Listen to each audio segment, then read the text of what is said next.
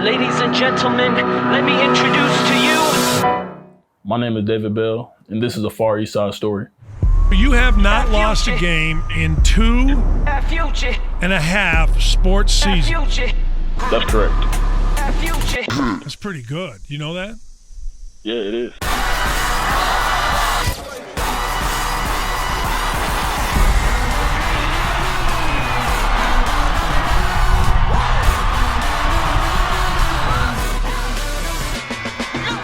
David Bell, best receiver in the country. I mean, the dude goes undefeated. That's what he does. When you say the name David Bell on the Far East Side in Warren Township, man, it just simply means the best ever. So he's a special talent that, without question, could have went wherever he wanted. But we recruited him hard. Going out one of the greatest teams ever do this. Future. So in a community like ours on the Far East Side, we have, unfortunately, we do have, a lot of single parents. And, David Bell comes from a single parent household. He has like many here on the Far East Side, he has a very strong mother, but he has two grandparents that are just unbelievable.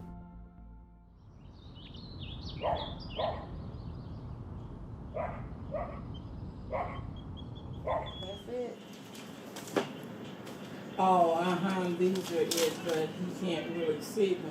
That's like Chuck E. Cheese. Yeah. This is the baby banged out. I mean, he's not in diapers anymore. I don't have to potty train him anymore.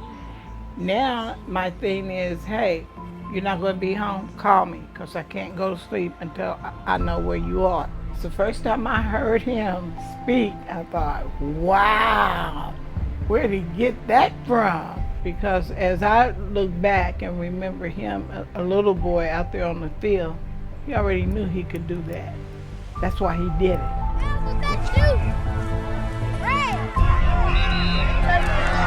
Come on, baby, go.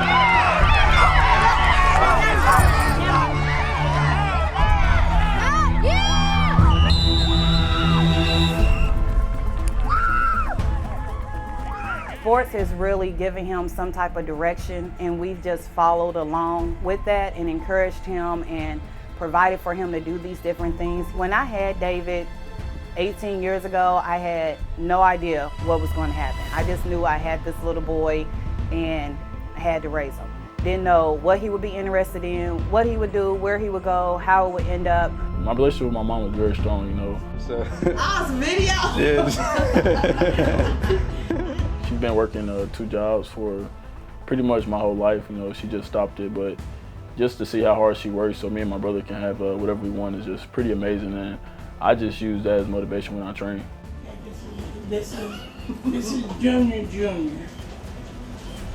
My relationship with my grandma is real strong. Like I said earlier, she's like my mom. She took care of me when I was 6, so when I was 3, she had a stroke, so she was out of the house for a few weeks, and as a 3-year-old, she was essentially my mother. She took care of me and stuff like that. So, she always taught me about putting my trust in God, and that's what I'm still doing to this day. I have huge faith in God, and without him, none of this would be possible. Well, first off, he went to church every Sunday, every Tuesday. At an early age, he went every Friday.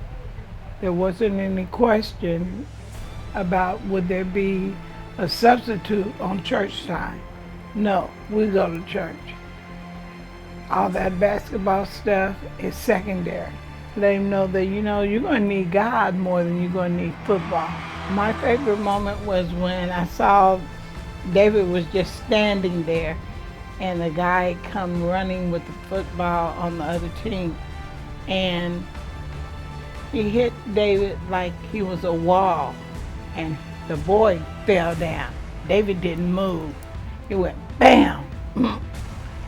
I thought that was amazing.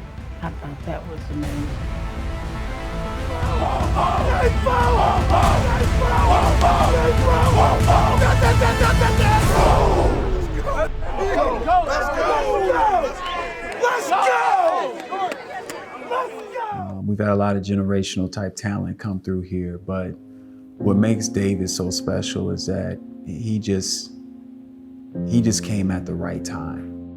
At that time, we struggled to, get our best middle school kids over here. We were losing them to the private schools.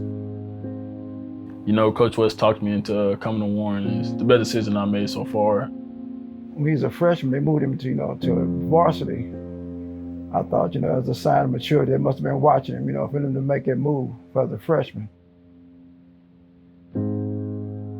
He played multiple sports, and he's, so I think he has great value, and he respects the athletic process a whole lot, and I think that's what made him stand out early, that he was very mature and wise. I was, a little scared because I never lifted weights, and people been lifting weights for about 3 to 4 years. So at first I was getting pushed around, but then I just had to learn how to hold my own ground. That freshman year was just all about really him and just showcasing his talent. And his sophomore year, not only did he showcase his talent, but he was a sophomore All-American, and he really put his name on the map, took us to high levels. But then by his junior year, he had pressure on him, and it was kind of like, okay, you're this great talent, but you know what? The greatest ones that come through Warren win championships. So what you gonna do, kid? So the feeling for basketball, I know that going into the season, the team was like, we want to win state. So as they progressed throughout the season, they didn't lose any games. The semi-state, that game, it was crazy. We was obviously the #1 team in the state, but not too many people thought we would win that game because, of course, they had Romeo, he was the future Mr. Basketball, but the only people that believed in us was the people in our community. They came back and tied it. I just put my head down. I just knew we was going into overtime. The dribble gets off the shot at the buzzer. I just saw the student section just rush down onto the floor, and I was like, we won? They was like, yeah, David made a winning shot. I was like, what? I missed it. Nobody thought that we'd be in this situation. But going 32-0, that was just like icing on the cake. When the girls won state in basketball and then we won state in basketball, it was just like a sigh of relief for the community. It brought back light to the Far Eastside of Indianapolis. Going into the 2018-2019 season, I knew we was a team to beat. Senior year started and they was like, hey, we going to state. He didn't get to practice all summer. People forgot that because he had a pretty good MCL injury. So week 2, we played Louisville Trinity on ESPN. It was really his third week back of conditioning. He's over there cramped up, getting stressed out. We obviously started out slow, was down 21-0. He gets back out there and he makes that play. Again over the middle to Bell. Makes the catch. Touchdown, David Bell! When he got it going across the field, he always did something magical with the ball. And I can't explain how he did it or why it worked, but that was just one more example of what he did and why he was the most dynamic player. When they played North Central, it was cold as I don't know what. It snowed. They had heaters out there. The players were trying to keep warm. It was a really tough game. I think what changed the game is when it was 24-21. Julian Gay punting to David Bell. It was hard. I didn't know if they were going to, it was a lot of obstacles for them to overcome to win that game. Has some room on the outside. David Bell, one man to beat. Cuts it back. David Bell in for 6. I think that sucked the air out of the stadium right there. It was just like, dang, he's done it again. Take the lead in some of the air leaking out of Panther Stadium. Semi-state, I got injured the second series on offense. Unfortunately, David got injured during the semi-state game, like within the first 4 minutes of the game. I went in the locker room for about 3.5 quarters, and I come back out to the 4th quarter. I'm talking to him back in the locker room. I was like, hey, the team got it. Y'all already up and y'all just in the 1st quarter. Don't worry about trying to pressure yourself to get back out there to play. He's not coming back, so you don't have to do with what you got. It's okay. Next man up. It's been like that your whole life. We played without Superman before. We played without him. So you got to know that, and you got to trust in your team. Got that? He's just such a selfish player. He really just wants to win. And when he got hurt at Center Grove, I just remember he was over there crying and he was heartbroken. I really thought we was finna lose, I ain't gonna lie. When 91 broke that long run, I'm like, yeah, this thing they're over. But luckily we caught them at the 1, and then just 4 straight stops, and then won the state championship. The whole week of state, I was just going to med check. Dr. Porter told him, hey, you can get out there, but you're not going to be 100%. What they overcame, David Bell, our receiver, was injured going into this game. You know, I was trying to stay positive because, you know, growing up, you live for this moment. Growing up watching Darren Evans, Jeremy Finch, all those guys win state championships, and you just want to be the next one to do it. So, you know, when I was by myself, I was like real mad, like how could this happen? It was supposed to be a dream season for me. Not being able to be out on the field to do what he's been working for all 4 years, to get a championship his senior year, it was kind of a downer, but I was like, hey, you know, they need you out there, go out there, encourage them, pump them up, stay out there as long as you can. I mean, I really couldn't do much because I was limited on what I could do, but I ended up the game with 3 catches, about 40 yards, and I had 2 key blocks to help Romeo score his touchdowns too. And I think I'll probably go down as one of the greatest players to never score a touchdown in a state championship game. This team overcame more, has the heart of a champion. This is the greatest Warren Central football team. There we go.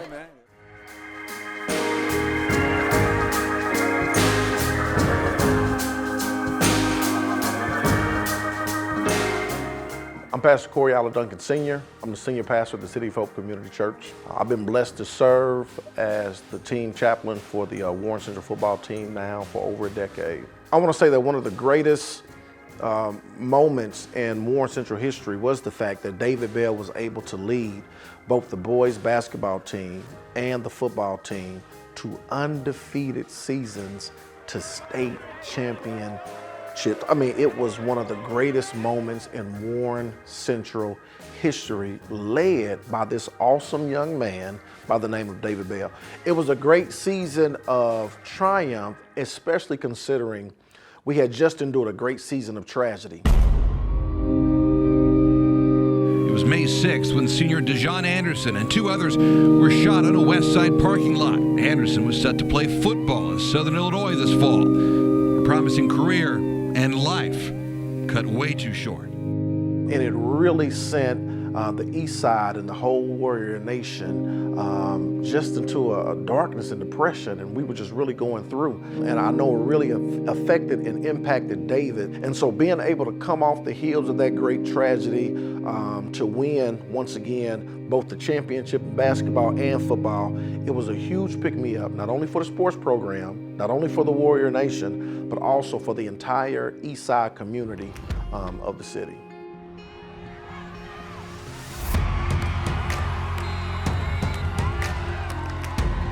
Well, everybody knows David Bell in high school, he wore the number 4, that everybody, every game day, everybody was looking for number 4. Where's number 4? They were looking for number 4 to do something awesome. But now we see that he's transitioned from the number 4 to the number 3. Number 3 was the number that Dejon wore in high school. It's such a blessing to see him embrace that number. It's such a blessing to see him now in number 3, because number 3, it is really more than just a number. That number 3 has become so symbolic on the East Side. It's become so symbolic in the Warren Central community that it's more than just a number. The number 3, it represents a name. That when everybody sees the number 3, you immediately think of Dejon Anderson. It is a constant remembrance of the life that Dejon lived. It represents individuals like David having the opportunity to do what Dejon didn't get a chance to do. I can't wait to see David Bell represent number 3 in the black and gold in the Big Ten. It's going to be absolutely phenomenal.